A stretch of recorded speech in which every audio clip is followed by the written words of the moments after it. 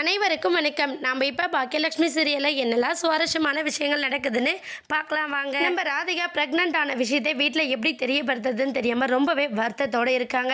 வருத்தத்தோடு இருக்கிறது மட்டும் இல்லாமல் நம்ம எத்தனை நாள் இங்கே அம்மா வீட்டில் இருக்க முடியும், கோபி அங்கே இருக்காரு, நம்மளும் அங்கே இருந்தால் தான் நமக்கு மரியாதை அப்படின்னு சொல்லிட்டு கோபியை கூட்டிகிட்டு நேராக வீட்டுக்கு போயிடுறாங்க. வீட்டுக்கு போனதும் என்ன பண்ணுறது ஏது பண்ணுறதுன்னு தெரியாமல் ஒரு மாதிரி டயர்டாகவே உட்காந்துட்ருக்க. உடனே ஈஸ்வரி, கோபி என்னாச்சு அவளுக்கு, ஏன் அப்படி போய் உட்காந்துட்ருக்கா அப்படின்னு சொல்லிட்டு நம்ம ராதிகாவை பற்றி ஈஸ்வரி கேட்குறாங்க. உடனே கோபி வந்து, அம்மா அதெல்லாம் ஒன்றும் இல்லைம்மா, அவளுக்கு ஏதோ டயர்டாக இருக்குது, அதனால பேபி போய் மேலே படுத்துட்ருக்கா அப்படின்னு சொல்லிட்டு சமாளிச்சுட்டு கோபி மேலே போயிடுறாங்க.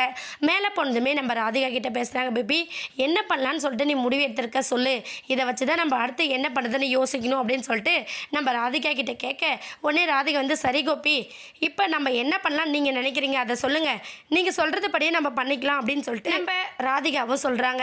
உடனே கோபி வந்து, சரி நம்ம வந்து இந்த குழந்தைய அபார்ட் பண்ணிடலாமா, நான் சொல்கிறேனே நீ தப்பாக எடுத்துக்காத அப்படின்னு சொல்லிட்டு பயந்த சுபாவத்தோடு கேட்குறாரு நம்ம கோபி.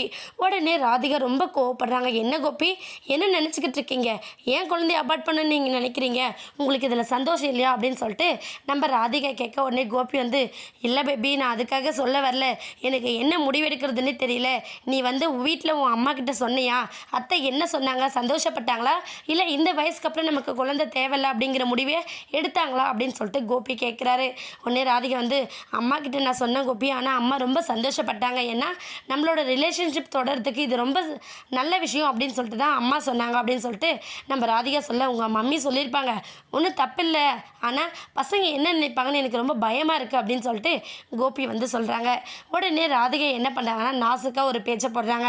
நான் ஒன்று கேட்குறேன் கோபி, நீங்கள் தப்பாக எடுத்துக்காதீங்க அப்படின்னு சொல்லிட்டு நம்ம ராதிகா கேட்க, உடனே கோபி மைண்டுக்குள்ளே, என்னடா இது இவ எடுத்த கவுத்துன்னு கோவப்பட்டாலே நம்மளால் தாங்க முடியாது, சாந்தமாக பேசுகிற மாதிரி என்னவோ கேட்க வராலே, என்ன கேட்க போகிறான்னு தெரியல அப்படின்னு சொல்லிட்டு கோபி ஒரு பக்கம் பதட்டத்தோடு இருக்கார்.